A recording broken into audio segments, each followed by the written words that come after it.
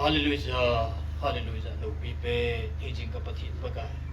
Tuni ni ko din sungdin mo ni kangay to le mihim ka inhuwa dinga. Kanun eida ha ulo na kapawin ka kingay kejun. Kapawin eida ha ulo na kanu ka kingay jun. Kanu walung mon na kanijun. Kanu eida ha na kapawalung mon na kanijun. Bagay.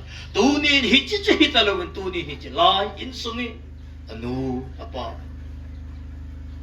Mihim ka inhuwa dinga.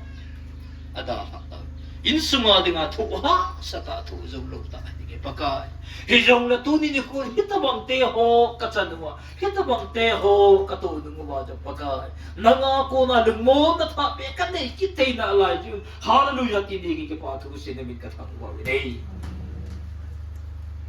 pakai tu ni katu ti ka kasim to nang ho da tha jaga ba ki koi pu bingi hiti chun paka tuni ni kuno insungmi te lunghe ta lungleng bai ta hindi bai paka ai hi nanga dinga ki mai te nanga te va paka mo na dikta ka ni bai tuni na mahon ng insuma apa ada now nung hisap paka tuni ama mi paleng set ni bi pulim set ta sen ko ada ada hagaw hin ko ada Tan hing set ni apa kai tu dah thi dah cakap. Ho jauh si jalan insungmi te lungmon na ki pitu ka za jin de ki pa tu se na min ka thang pa ki nei.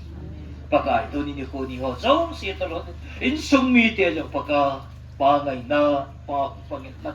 Nu ngai na nu nang ma nang pangit na paka insunga lungmon te lu na.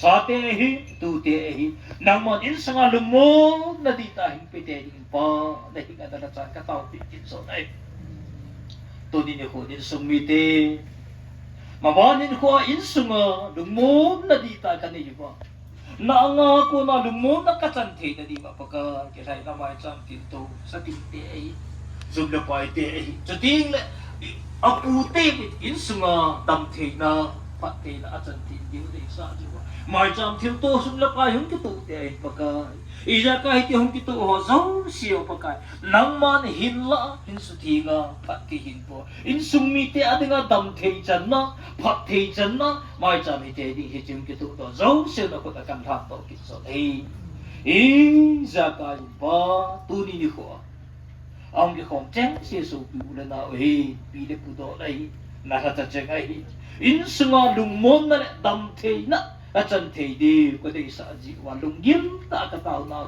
lap nanachan o ginga ka phundo na te paka ka thum kilo ingai de ka thum kha u insungmi te dinga lungmon acan te na wi te dingin ka tong na ka thum no i hu in pu ka paka Jesus Christa minin ka tao ta di sa tin amen